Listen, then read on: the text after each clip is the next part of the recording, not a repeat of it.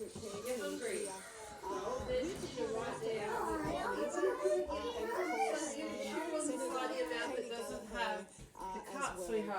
The Batemans Bay Medicare. Otherwise, there's nothing you can have. What, yogurt? For just over a year That's now. about the only thing that's not going to. Well in excess of 12,500 patients.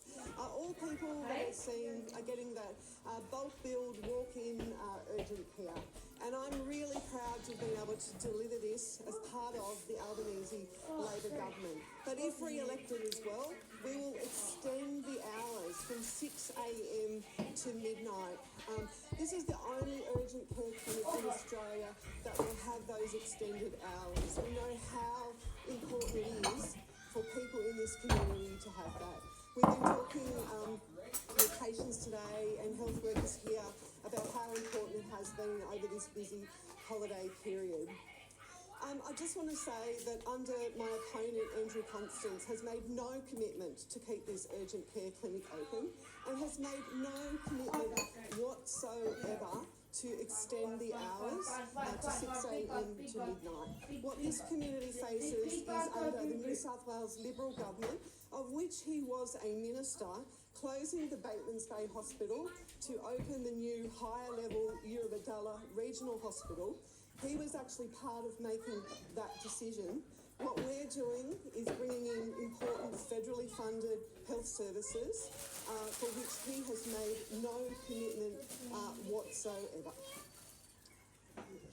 Well, thanks very much, Fee, and it's great to be back here in beautiful Batemans Bay, and I want to begin by giving a shout out to those people from the caravan park at Maria who donned their jammies, came out to say good day this morning. They're having a wonderful holiday here in a beautiful part of the world. I do want to also, though, say that tragedy has struck over this Easter weekend and give my thoughts for those families and friends suffering from the fact that there have now been 7 drowns, the latest of which is at Southwest Rocks. These are tragic events. Australians love the water, we love the surf. I'm one of those, but please, everyone, be careful. Families in particular, to be careful of your kids, and my heart goes out to those for whom Easter will be a very difficult time indeed. Also, on a positive note, a shout out to Oscar Piastri, winning the Saudi Arabian GP. He's now top of the table. First time an Australian has been top of the table for many, many years, and we wish him luck for the rest of the season as well. But he is really nailing it and doing Australians proud. And he's a great ambassador as well for our country. This election is a clear choice between Labor building Australia's future, strengthening Medicare, looking after cost of living pressures, and a coalition that needs to find cuts for its $600 billion nuclear plant. When Peter Dutton cuts, Australians will pay. And we know because he can't now, when polling booths open tomorrow, say where the money is coming from for this $600 billion nuclear plant. And he also can't explain why it is that he and others, senior members of his team, have said consistently that the money that has been invested in things like urgent care clinics is waste. That is the term that they have used consistently, including, of course, Senator Hume, the finance spokesperson, Angus Taylor, the somewhat elusive shadow treasurer, when he makes a rare appearance, has said that consistently. And it stands in stark contrast with what my government has done, in part due to the fantastic finance minister and treasurer that we have. We've been able to not only deliver 2 budget surpluses and halve the deficit next year, in the current financial year, what we've managed to do as well is to find space to have appropriate investments. We'll triple, of course, the bulk billing incentive. We did that for concession card holders. We'll now do it for all 27 million Australians. We promised 50 urgent care clinics. We've delivered 87, and we're going to deliver another 50. And we've got cheaper medicines as well, bringing the price down to $25. This is all part of our plan to strengthen Medicare because we understand how important Medicare is for Australians. At the same time, of course, we have our better and fairer schools funding agreement, making up for the cuts. What happens when you elect a Liberal government, we saw last time. And we saw Peter Dutton front and centre as the Health Minister when that government came in. $50 billion of cuts to health, $30 billion of cuts to schools. What we've had to do in our first term is to repair some of the damage, but going forward as well to restore better and fairer schools funding over the next decade and strengthen Medicare going forward as well. This urgent care clinic here is making an enormous difference to this local community and also to visitors to this local community. It means, of course, that all they need is this little green card. All they need is their Medicare card in order to get the care they need when they need it and do it in a way in which they don't need their credit card, they just need their Medicare card.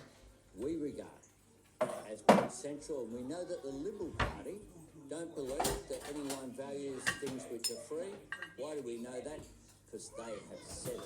That's why they're getting rid of free take, and that's why they'll come after Medicare and come after other essential services that my government will provide. Happy to take some questions. We'll start here and we'll go round. How about that? Prime Minister, will you match Peter Dutton's pledge to establish a national child sex offender disclosure scheme? There is a national child offender system right now that my government has put in place. He never put it in place. It's in place now, but it enables cooperation across the board between jurisdictions. Ambassador to Indonesia has insisted that they do want to have a presence there. What we've heard describe this as somewhat of a Loch Ness monster issue. Are you underplaying the seriousness and intent of Russia to have a presence in our region? But Russia wants propaganda to be promoted by Australians. Of course they want propaganda. And Russia engages in that. What I do know is that last week, the Alternative Prime Minister of Australia burgled the President of Indonesia by saying that he had made a statement which he had not. Will you match the $750 million commitment from the coalition, or do you think crime is a non-issue at this election? There's a national child offender system in place right now.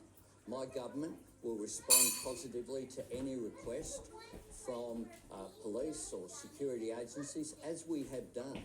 My government is the first government to set up a national firearms register.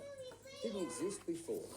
In some states, the national firearms, there was no national firearms register. The state registers were with pen and paper. Pen and paper. It wasn't even digitised. My government is funding that. My government is acting on all of these issues in accordance with advice. It's not being done in areas like Alice Springs, Moree, places like that, where it seems like the youths are just out on the street, committing crimes across the board. It seems like day in, day out, will your government be cracking down on that in those areas? Well, of course, you'd be aware, of course, that those are responsibilities primarily of the police, state police, jurisdictions, but my government provides whatever support is required when it is requested. So the $750 million also includes a national crackdown on tobacco, organised crime, tobacco. There is obviously a tobacco war going on, especially on the streets of Melbourne. Will you commit to that part of the coalition? We have $350 million already, so maybe it's a cut being asked for by the coalition. It's not clear where this, like a whole lot of its policies have come from. We've confiscated through Australian Border Force 1.3 billion illegal cigarettes. 1.3 billion over the last 6 months. We have a $350 million program that is cracking down on it. Families watching sport over the weekend would have seen a lot of gambling advertising. Do you commit to doing something substantial and bold in a second term to bring down the level of gambling advertising on TV, even if it annoys powerful interests? Like Channel 9. Okay, just thought I'd put you on the spot there. Can I say that my government has done more to tackle problem gambling than any government since Federation? Full stop. There's more to do. I've said that, and we will do more. Well, I just said I just responded to your question, which was there's more to do. We'll work those issues through, but my government has done more to tackle problem gambling than any government since Federation.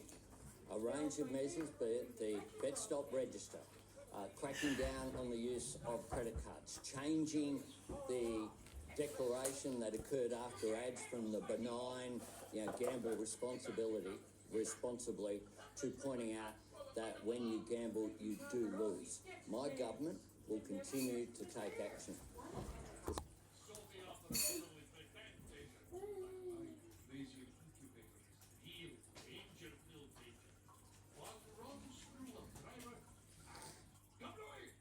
Press is still happening.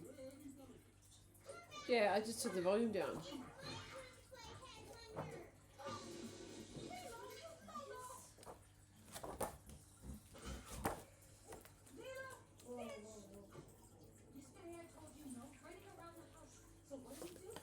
it on at all? Because I'm recording the screen. I need the audio. I just turned the volume down. So what does that? Oh, now I have to stop it and check. Oh, I don't think it'll still should still cover I'll it. have to, when the press is stopped, when the press is finished, hold me and I'll stop it and check.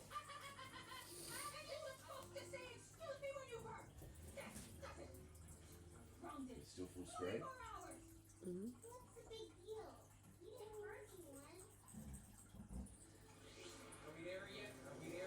Is Mark Butler speaking or is it back to Albanese? Still Albanese.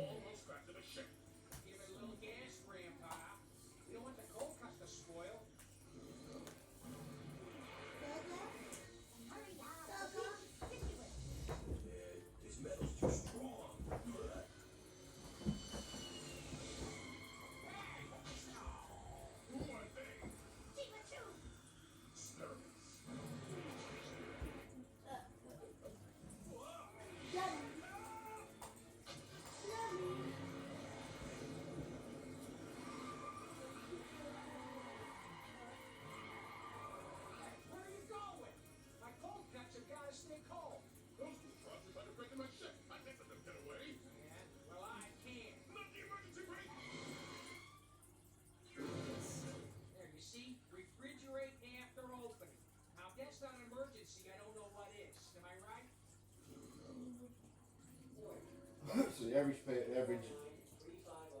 ABC live stream 24 news is about 1,200. 1,200 people a day watch that.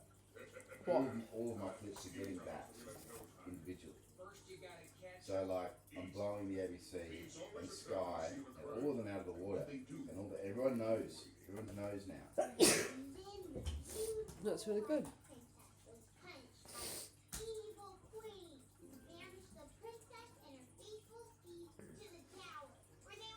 I'll show you in a minute.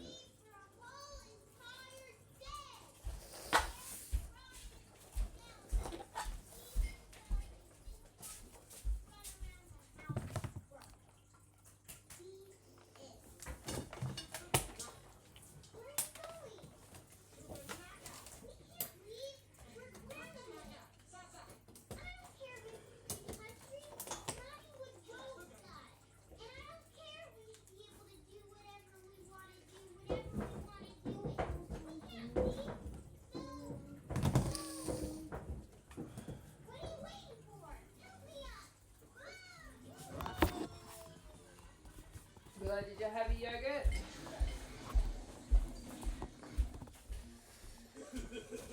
Pardon me. Excuse me.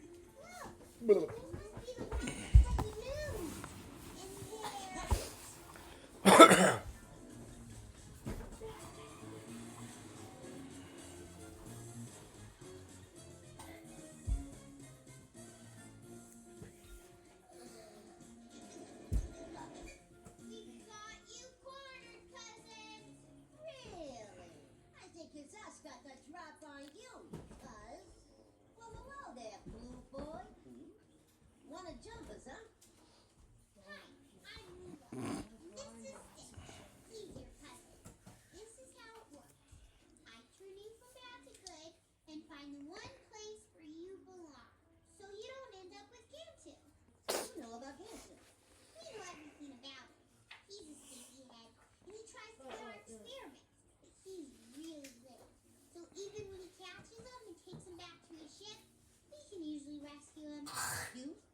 broken into his ship? Sure, lots of times.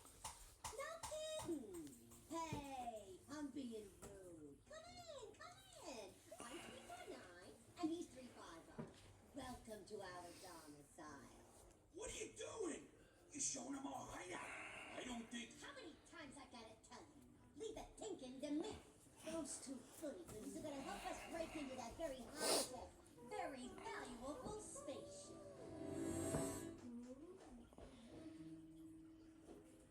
This place is a mess.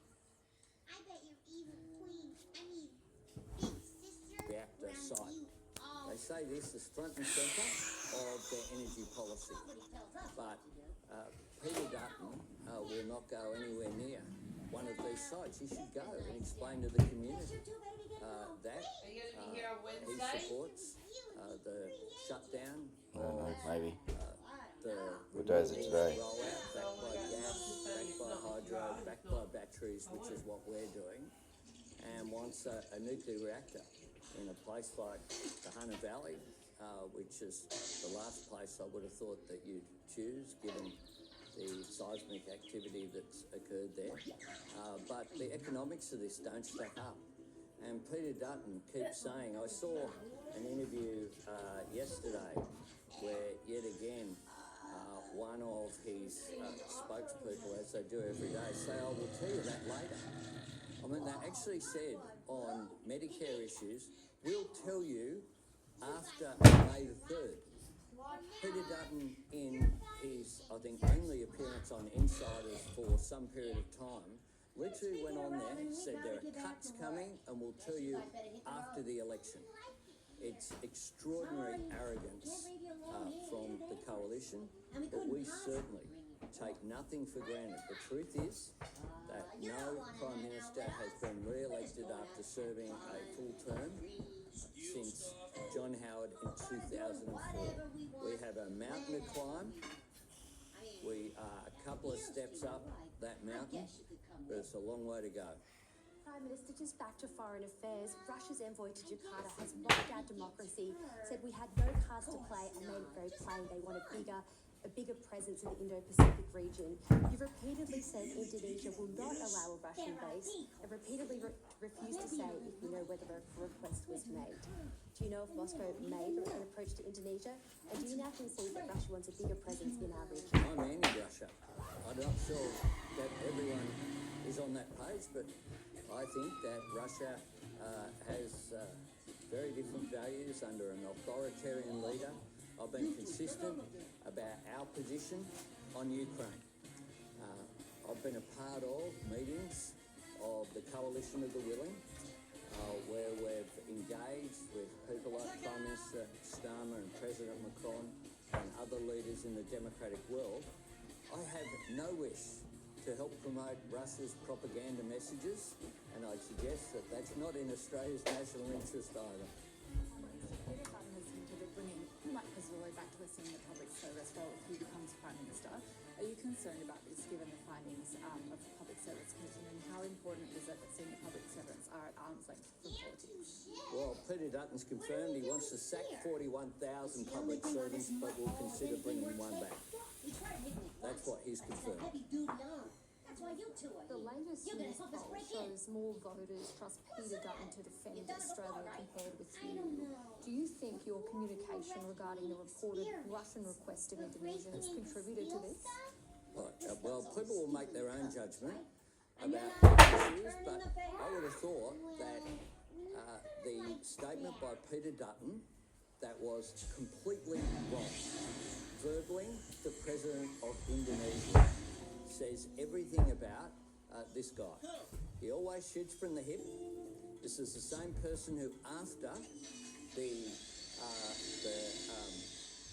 United States administration made its tariff announcement, I was up before 8:30 that morning. I was the first world leader to make a statement. I do note that I read somewhere that someone in Sweden tweeted, not quite the same thing with respect.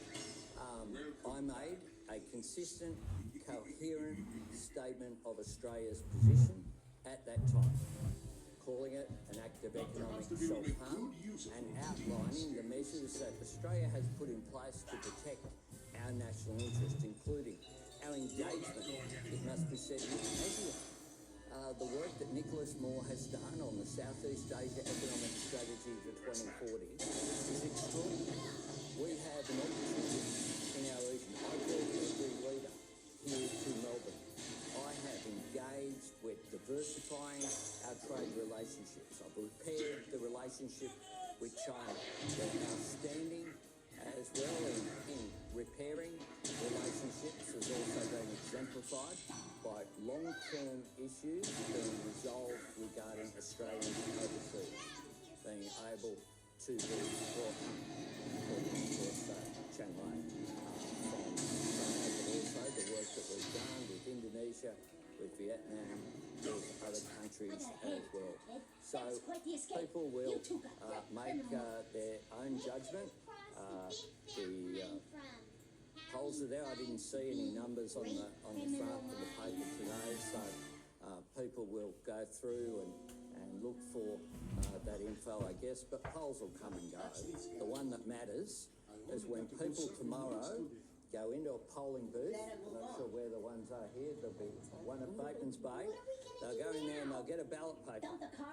It's a matter of where they put it. Number 1 next to Fiona Phillips' name, and then fill in all the boxes. If they do that, they'll know that they'll get a stronger economy. They'll know they'll get jobs protected. They'll know they'll get Medicare strengthened. They'll know they get better schools funding. They know they'll get cheaper childcare. They know they'll get free TAFE. That's the number that counts, not the number on page whatever of a newspaper. On